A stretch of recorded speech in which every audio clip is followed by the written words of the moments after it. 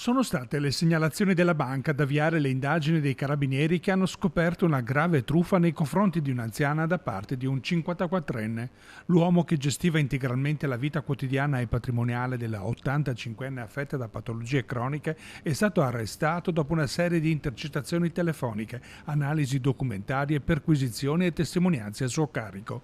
Dovrà ora rispondere dell'accusa di circonvenzione di incapace e uso indebito di strumenti di pagamento.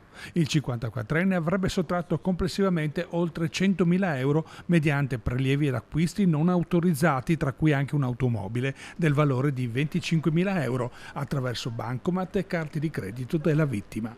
Al momento dell'arresto era ancora in possesso di denaro contante, cellulari e carte di pagamento intestate alla pensionata per occultare le operazioni illecite. Portato inizialmente in carcere, per lui il GIP ha convalidato l'arresto in flagranza e disposto il divieto di dimora nel comune di Vicenza. Il procedimento penale è attualmente in corso.